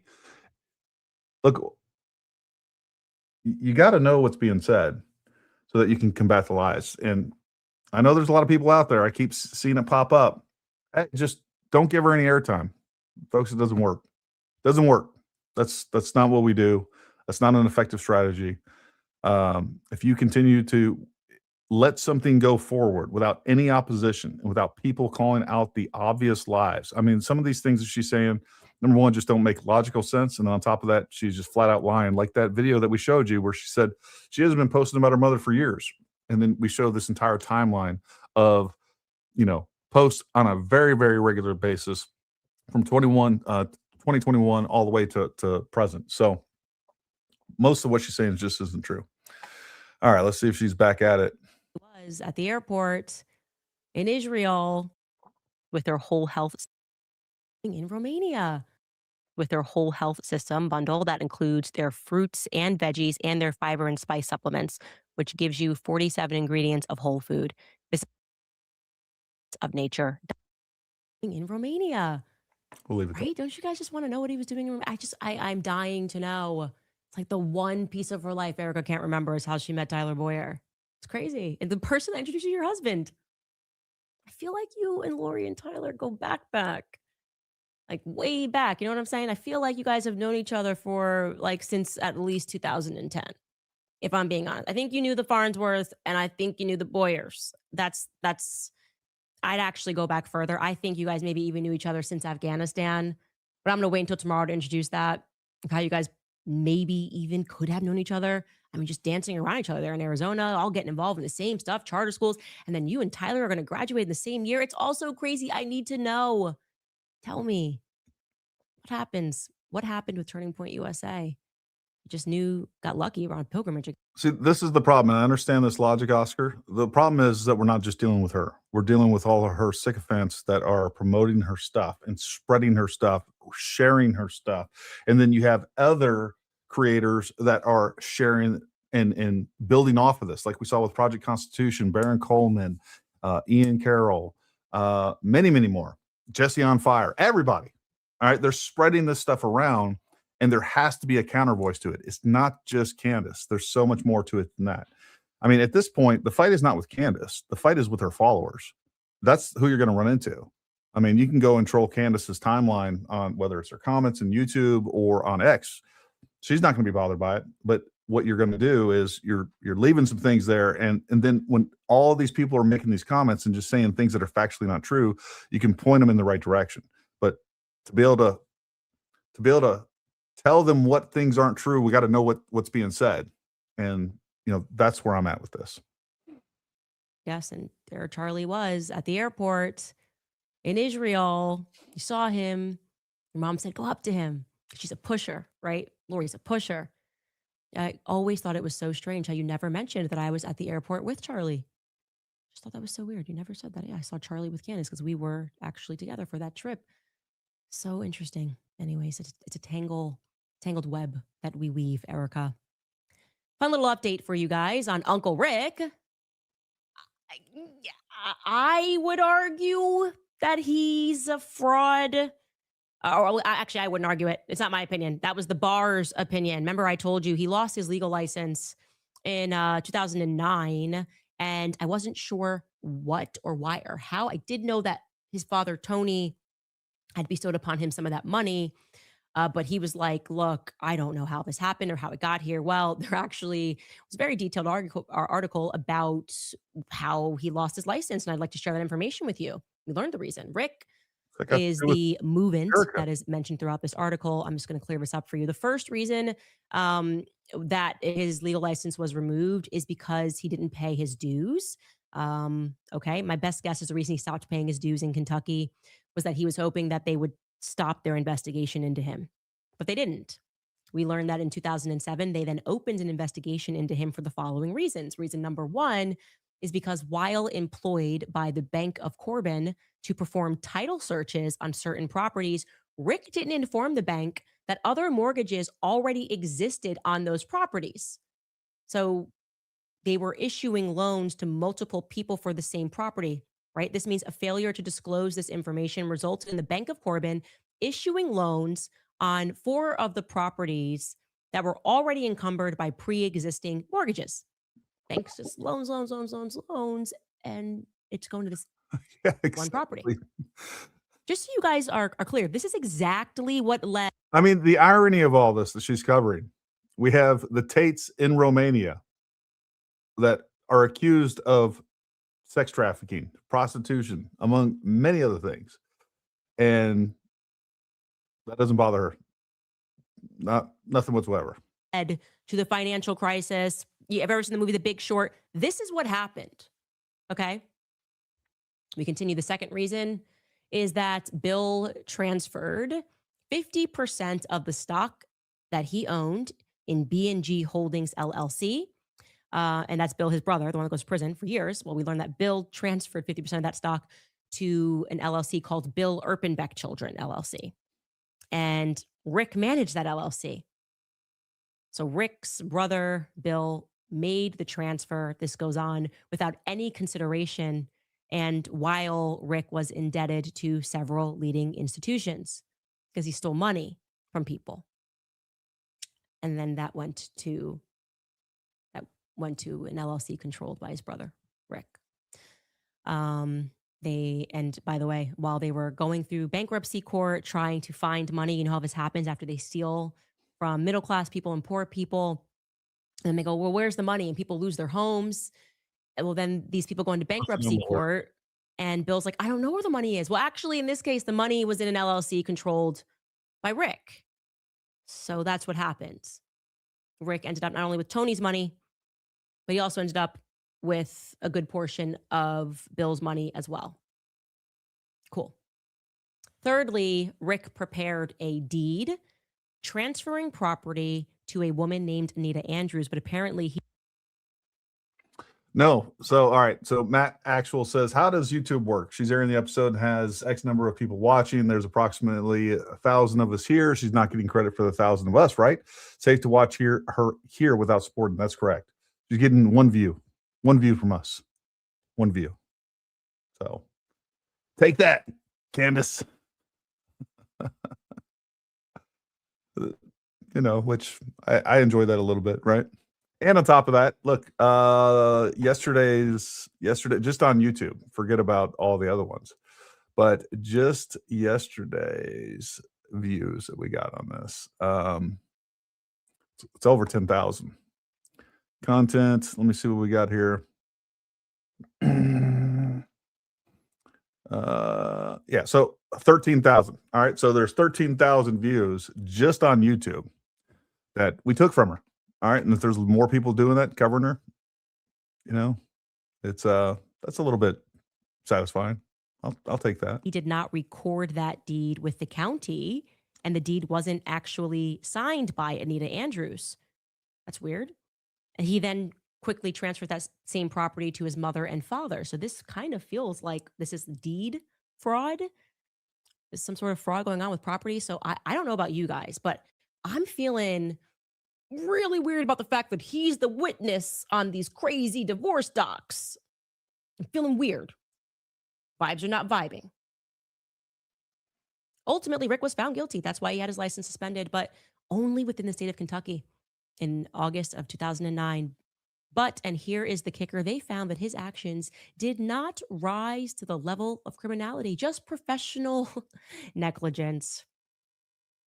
It's amazing. It is amazing what wealthy people, what wealthy criminals get away with, right? So could you just imagine the people whose entire lives got ruined because they believed in this company, they gave their money, they're doing more, whatever it is, and then banks are going under, their entire life savings have been depleted. And this is exactly right. She's like a guilty pleasure for most of our viewers, like trash TV, just like soap operas, Days of Our Lives, As the World Turns, Jerry Springer, just trash TV, right? But that second part is also true. Now, the crazy leftists, the anti-Semites, they are all in with this because she is singing their tune, and they're promoting this because they know how effective this is at spreading those other smuggled messages that she is always smuggling around in what she's saying. And that is Israel's bad, don't vote, Trump sucks, MAGA sucks, and really Charlie sucks. TPUSA sucks. Everything they did was really evil. And we just look at the characters involved, and he's like working at Universal. Doing more LLCs with Lori. Lori's working with the government. Like I said, there's no bar to entry when you're with the gang. You know what I mean? The people that are running things, doesn't matter. They write the laws. They'll read the laws if they want to read the laws. And this was professionally not okay. He committed no crimes here. He just was negligent professionally. But let you get too many parking tickets, you go to jail. Let you speed. If you're just speeding a little bit too quick on the freeway, all right, straight to jail.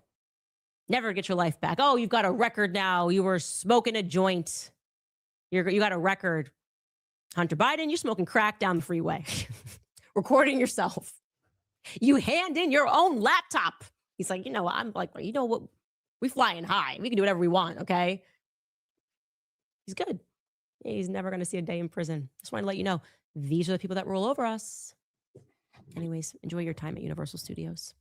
In other news, Blake Neff is obviously demented. I don't know what's wrong with this person. I don't know if he might be Jewish. I don't even know. Because like, I hope he's Jewish. Might be, I hope he's. Oh my God. Like, how more bigoted can you get? He's demented. He might be Jewish. It's like saying you're dumb. Is it because you're black? Like, it doesn't get more bigoted than that. But that's where we're going with it. And it's okay. It's okay to freaking talk shit to Jews and white men. Those are completely on the table. You can say whatever you want about them. It can be racist. It can be bigoted. It can be prejudiced. Doesn't matter.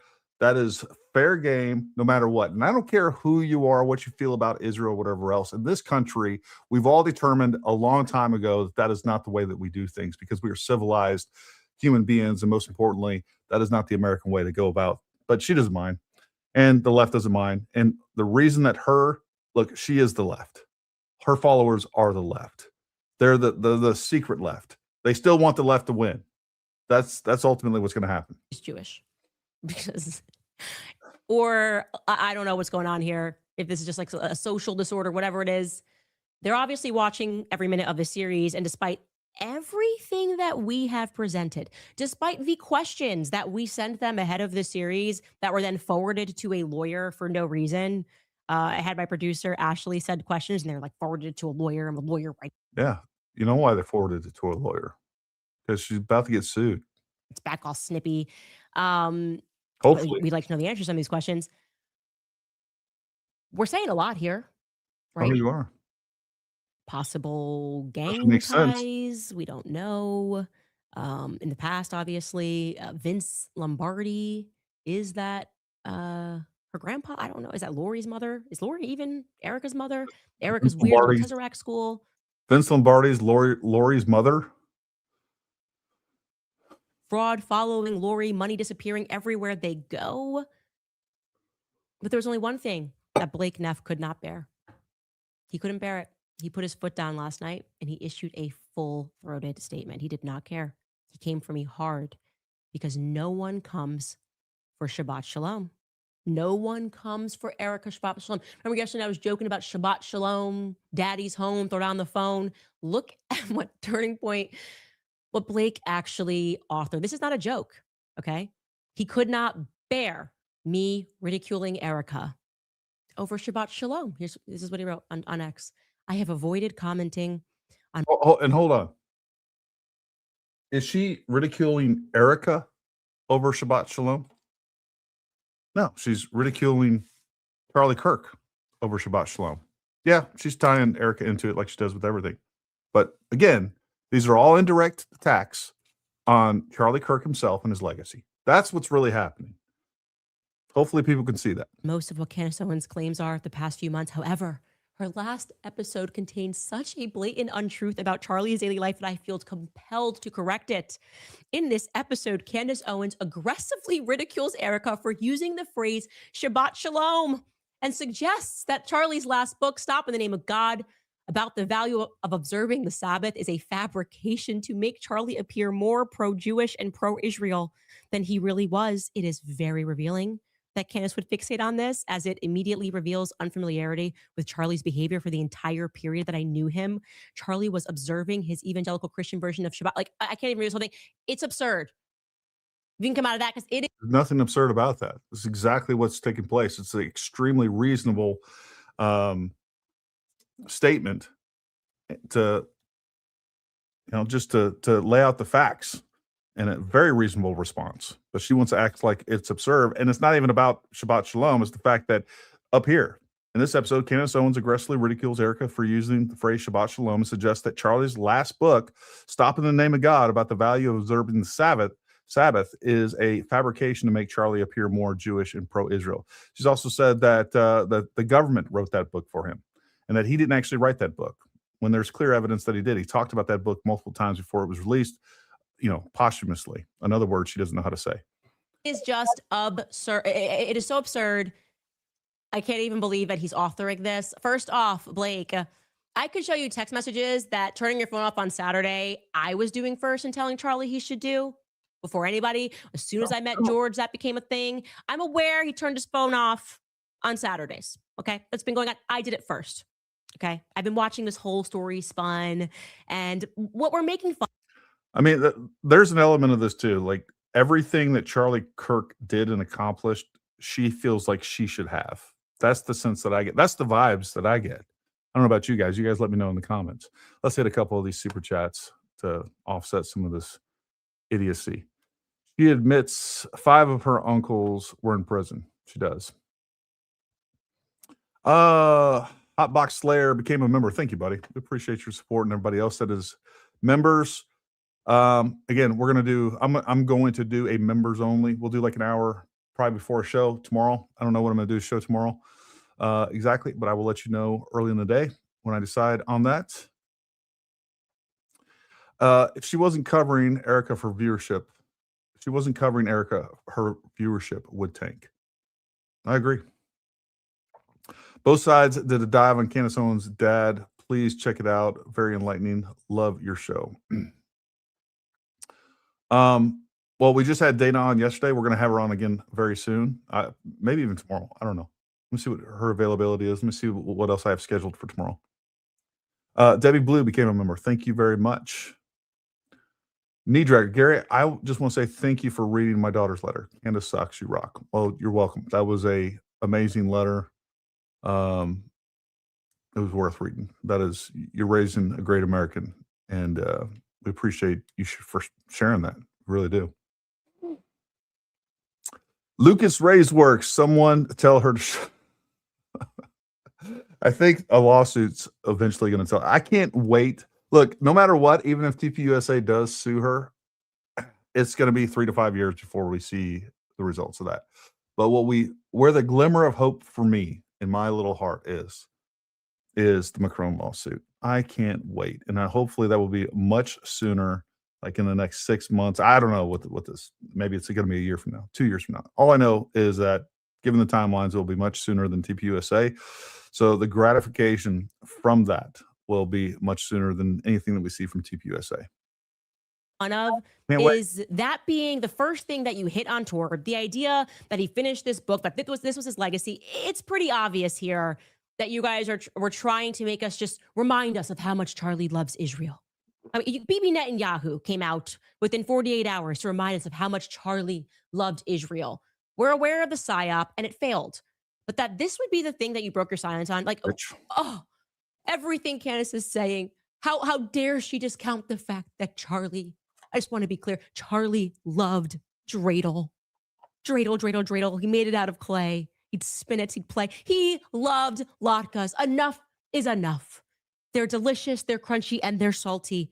And we will not stand for Candace to say this.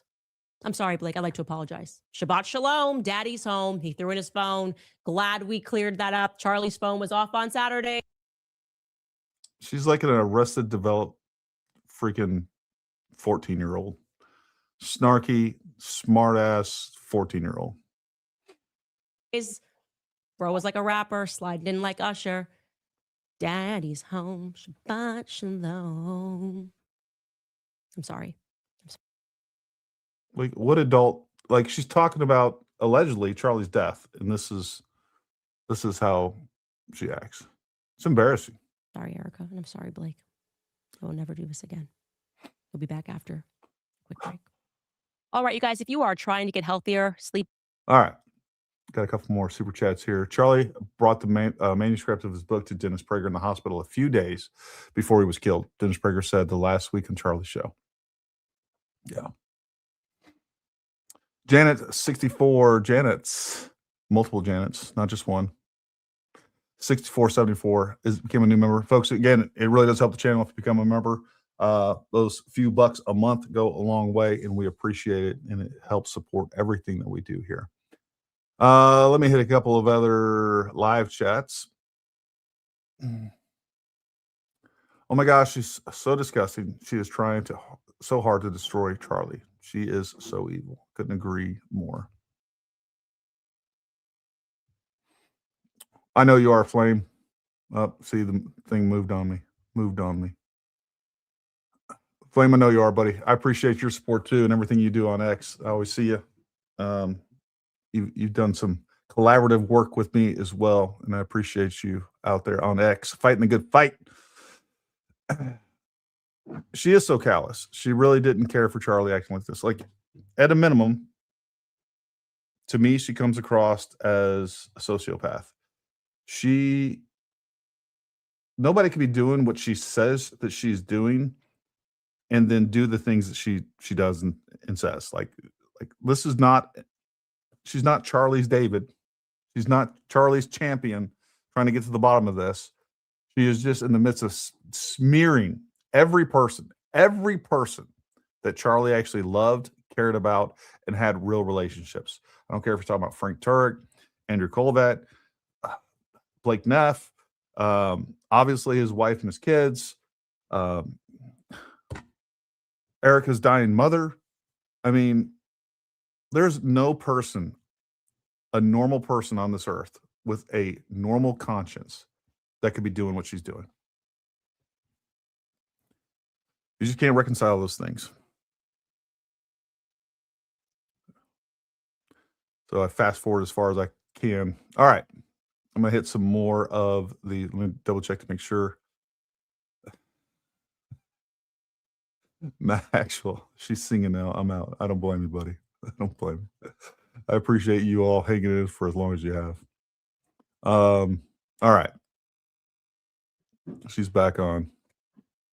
To Charlie. So well said. It's just upside down land. It's just so crazy. 795-1210 or visit americanfinancing.net/Owens. Again, that's American.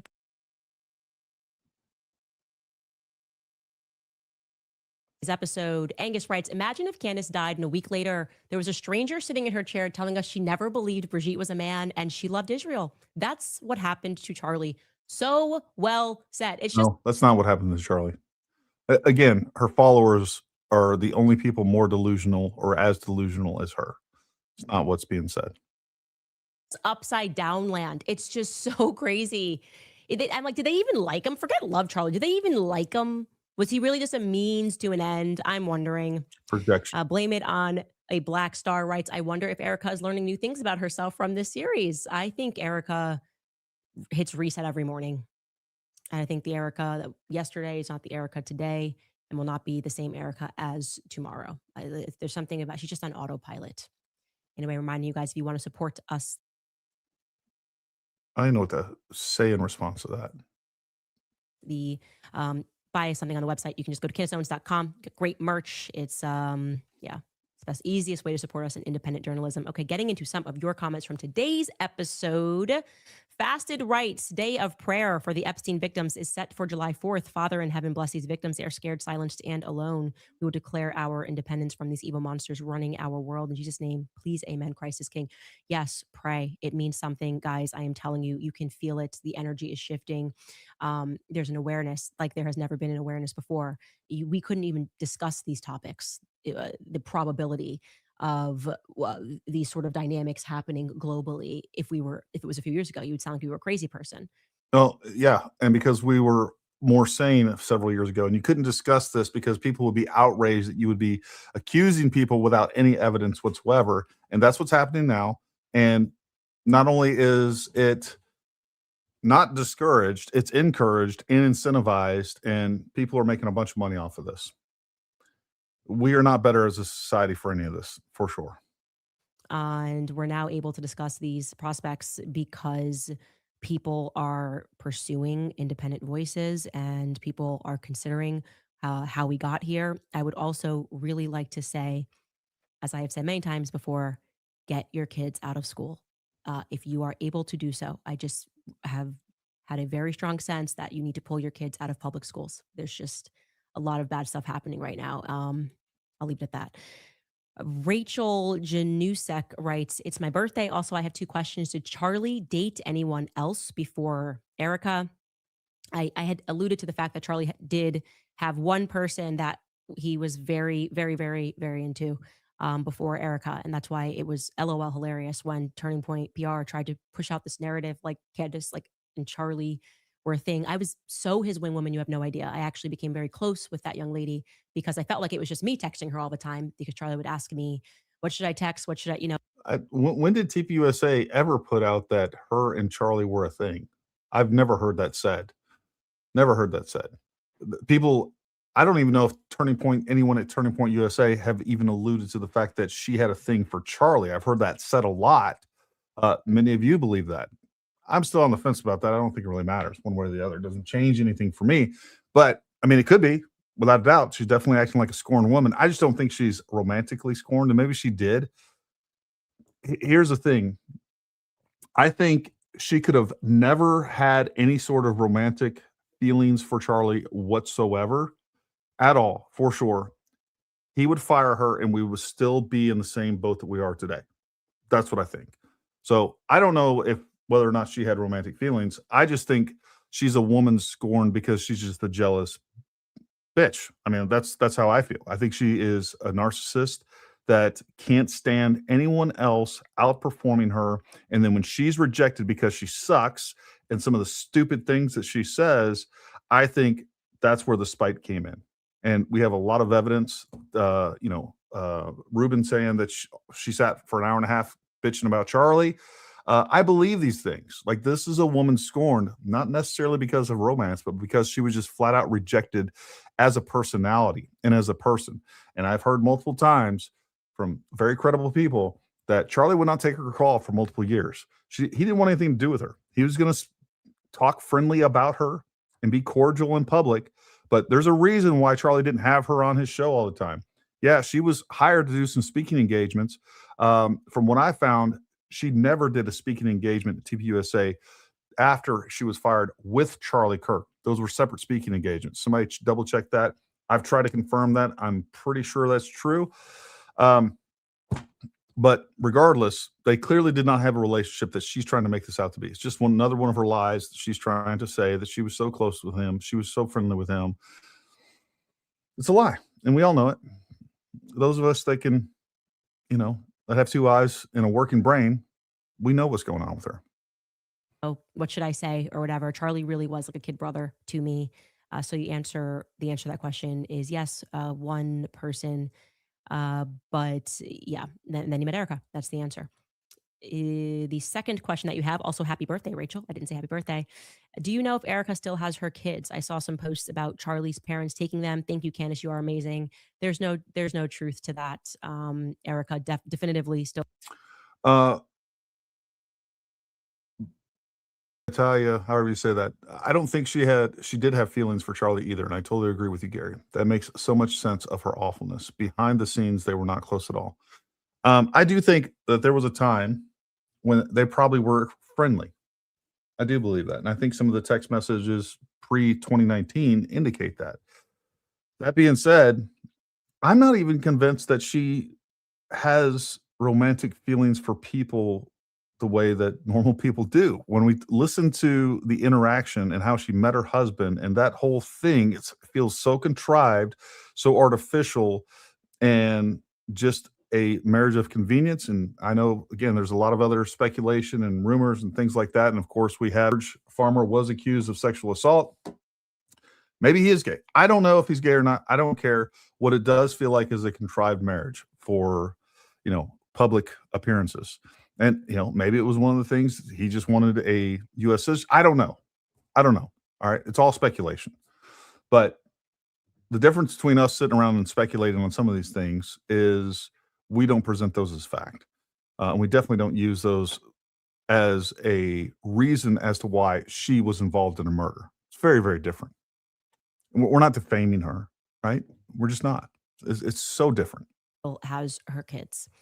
UT Gramshar writes, thank you, Candace, for simply being you. We are very thankful for your courage, your faith, and your drive to find the truth in all things, to continually ask questions. Anyone who has attacked you for doing what Charlie would say to do owes you an apology. Go, Max. I will not hold my breath for an apology.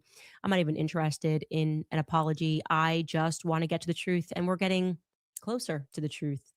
And getting into Romania and bringing these pieces together and establishing the characters and the narrative was all just sort of necessary steps that we had to take. Tremendous thank you to our little team in there who, trust me, we've been working hard.